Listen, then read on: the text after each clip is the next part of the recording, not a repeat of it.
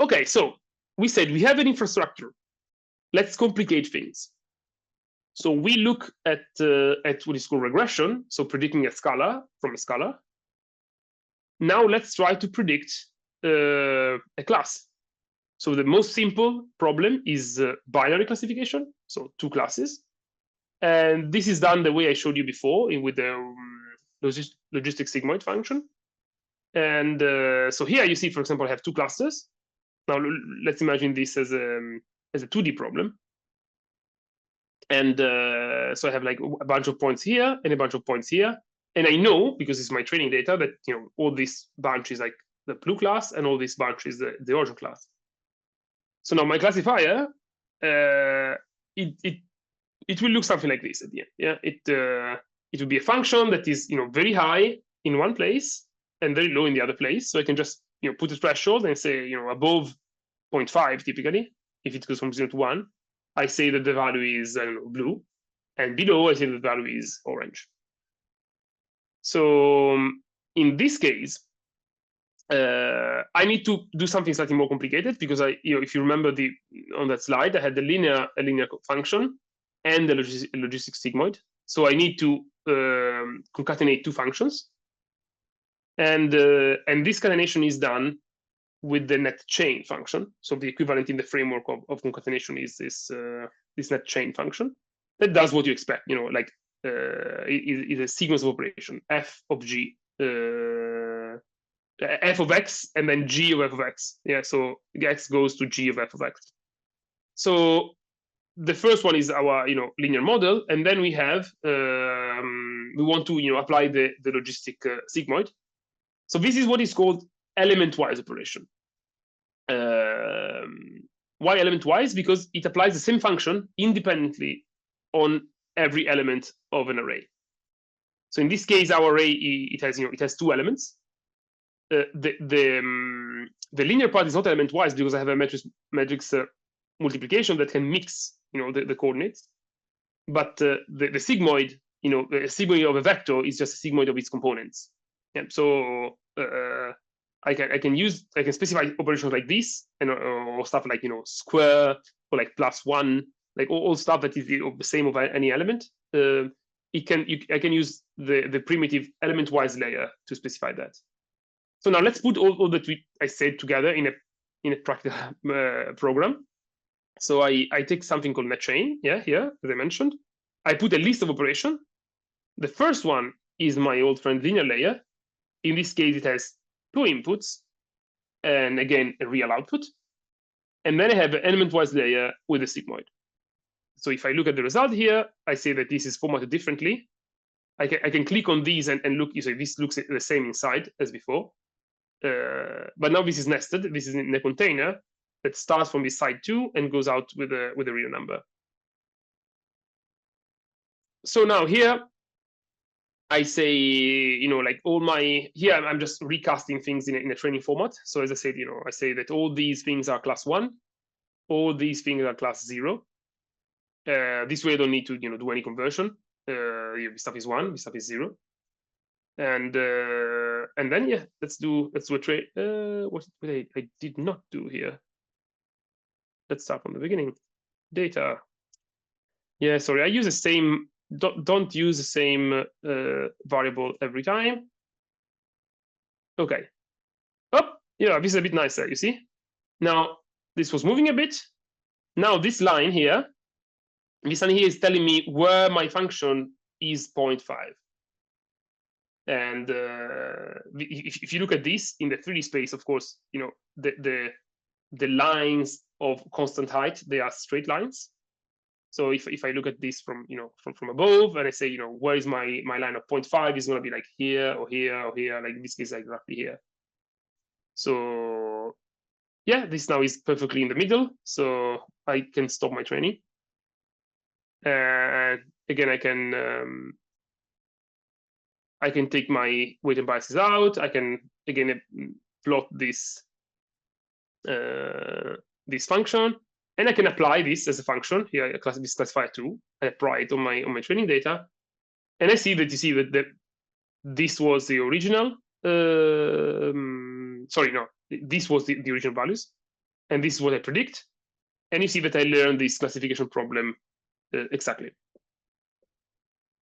Okay, so this was pretty simple problem, but nice to see that you can start from what we know, doing a little modification, and then we have something that can do classification. Now, what do you have 3 classes instead of 2 classes? Yeah, we don't have binary classifier anymore. We need to decide what to do. There are like several options, and it depends on typically the nature of the problem. So you have several ways to do multi-class classification. You can say, let's think a class as a label. Yeah, you can say my object can have more than one label. In this case, what you do is you just simply create like 3 copies of what we had before, and you kind of train them independently. Yeah, you can say, this person is tall or short, and this person has this foot size. Yeah, those 2 things. Oh, sorry, I'm stupid. The foot size is a continuous thing, but let's say it's dressed in blue or green. Yeah, so those 2 things are 2 labels, and they can be both there or not there, and stuff like that. Or you can have like mutually exclusive classes. Yeah, so my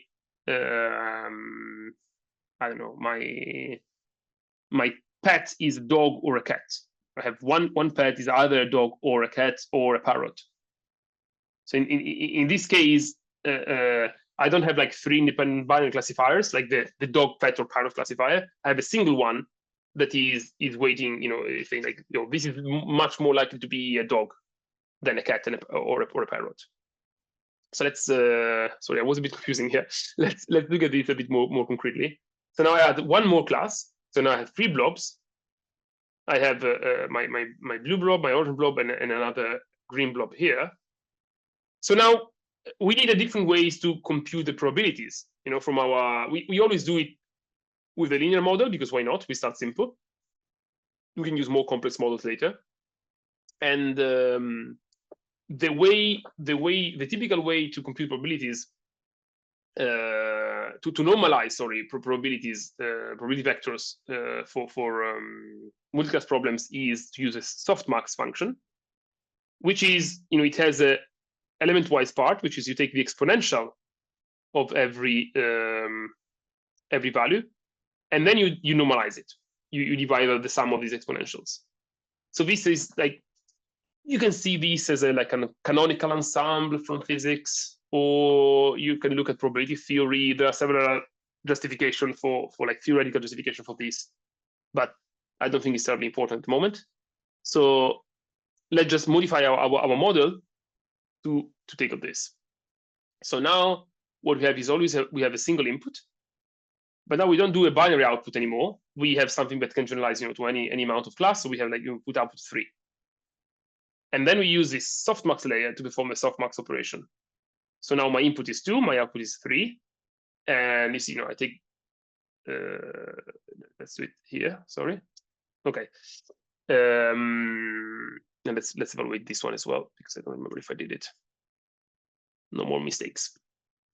So now if I put this point here, I get these 3 values for probabilities. Yeah. So in this case, my randomly initialized network says this point here should belong to cluster 3, I guess, because it's the highest probability. This is also a choice. Yeah? You could say that like these probabilities are pretty well distributed.